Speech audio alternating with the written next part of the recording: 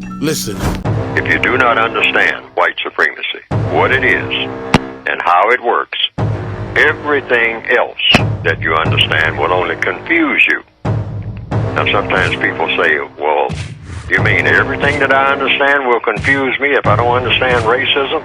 Yes, because racism is the dominant political and religious motivate force among the people of the planet in all 9 areas of activity: economics, education, entertainment, labor, law, politics, religion, sex, and war. That covers just about everything that any person, minute by minute, might be doing or engaged in any time of day or night, anywhere on the planet. Because that's what we're really trying, or should be trying to replace the system of racism with. That is a thing called justice. That's the law of compensation. If you move something, vacate something, you should put something in its place. As Robert Ruark said, named a book by that, called Something of Value. Anytime you move something of value, you should replace something of value, even though that something of value that you're replacing should be better. What you're replacing it with should be better than what was there in the first place. Racism is something of value to the races, but justice, presumably, would be better than racism. That's why the website that I have is called Produce Justice.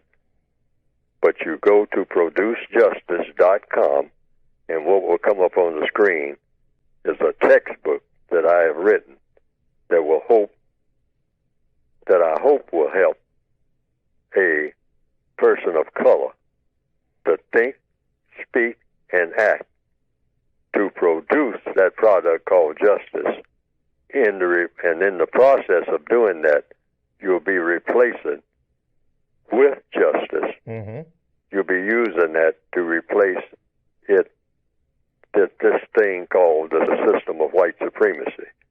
You replace it with justice, which means guaranteeing that no person is mistreated and guaranteeing that the person that needs help the most gets the most constructive help, because justice doesn't exist anywhere on the planet here in the system of white supremacy. You can't have white supremacy and justice on the same planet at the same time. It simply doesn't exist. It's something that nobody has ever experienced, this thing called justice. But just because it's never existed doesn't say it can't exist, because we can imagine that it can exist. We got an idea of what it would be like, nobody being mistreated, and people who need help, constructive help, getting that constructive help. That would be much better than a system of racism, which is a system of mistreatment of people. Yeah. And so you can get it by going to producejustice.com. And the book is addressed to the individual person. What you can do without having to consult somebody else and what they're doing or look to see what somebody else is doing.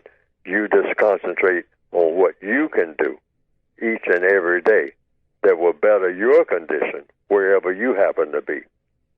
That's what it's, because the theory is, the concept is, and I don't know whether this will work or not, but I believe it will.